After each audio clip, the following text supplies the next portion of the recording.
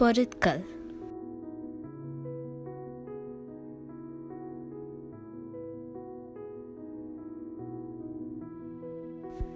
1 cup ராவு மாவு, 1 cup சர்க்கரை, 1 கப் பால்,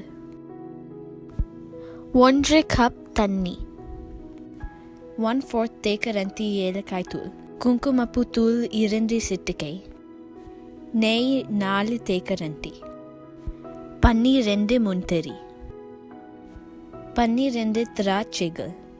வணக்கம் நண்பர்களே, இன்னைக்கு நான் ஒரு இனிப்பு பலகாரம் செய்ய போறேன். இந்த பலகாரத்தோட பேரு ரவா கேசரி. வாங்க சமைக்கலாம். முதலை 2 தேக்கரண்டி நெய் சேர்க்கவும்.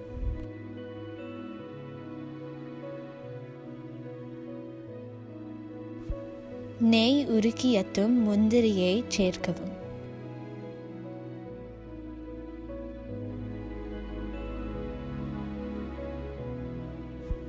ஒரு தங்க பழுப்பு நிறத்தை அடையும் வரை நன்கு கிளறவும்.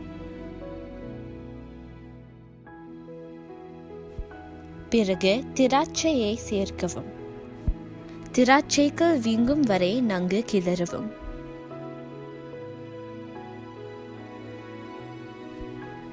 மொறு பானட்டும் முந்திரி மற்றும் திராட்சையை அகட்டி ஒரு பாத்திரத்தில் ஒதுக்கி வைக்கவும்.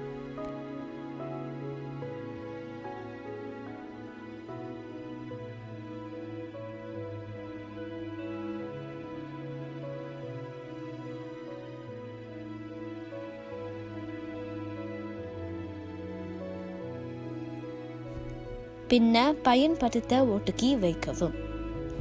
அதே கத்தையில் வறுத்த ரவை மாவு சேர்க்கவும். மாவு வறுத்து பொன்னிறமாக்கும் வரை நன்கு கிளறவும்.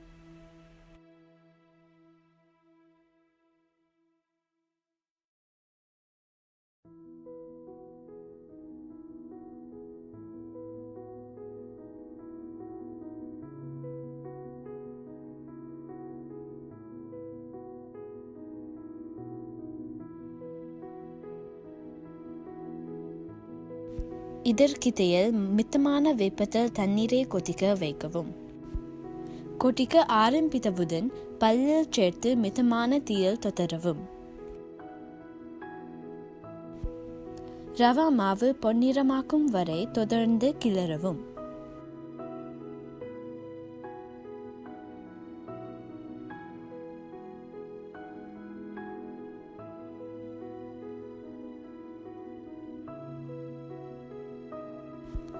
இது இப்படி இருக்க வேண்டும்.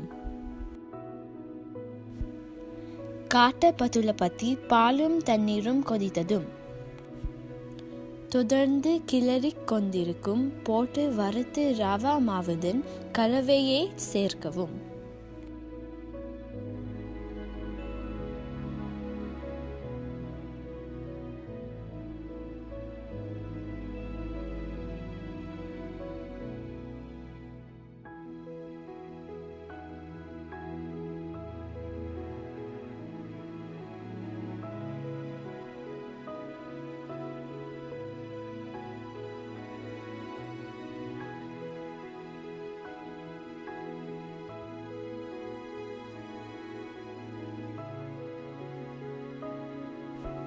கலவை கெட்டியானதும் தண்ணீர் அவியக்கும் வரை நன்கு கலக்கவும்.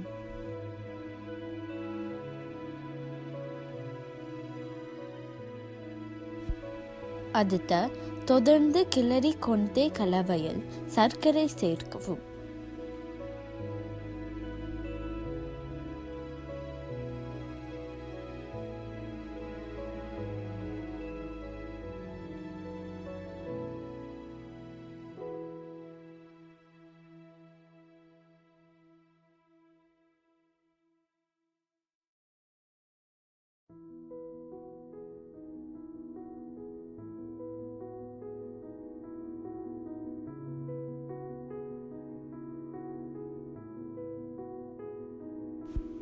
கலவையை நன்றாக கிளறி கட்டிகளுக்கு குறைக்க கீழே அழுத்தவும்.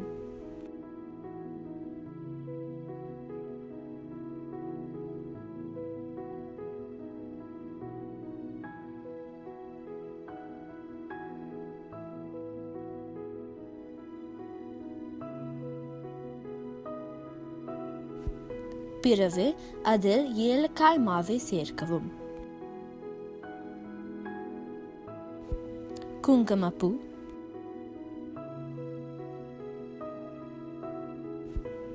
மற்றும் 2 தேக்கரண்டை நெய். நன்றாக கலக்கு.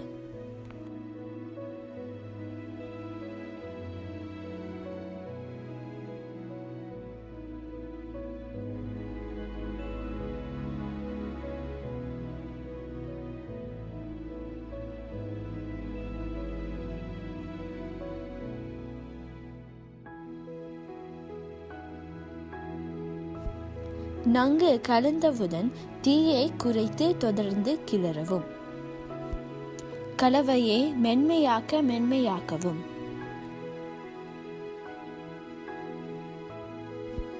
ஆரம்பத்தில் இருந்த வறுத்த முந்திரி மாறும் திராட்சை சேர்க்கவும். நன்றாக கலக்கு.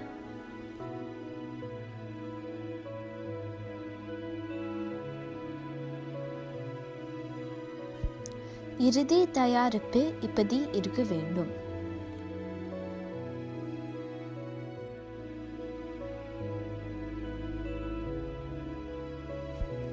வெப்பத்தை குறைக்கவும். ஒரு பாத்திரத்தில் கேசரியை நன்றாக தட்டவும்.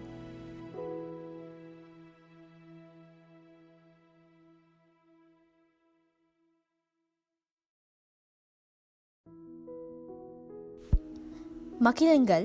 உங்கள் குடும்பத்தின் நண்பர்களுடனும் பகிர்ந்து கொள்ளுங்கள்.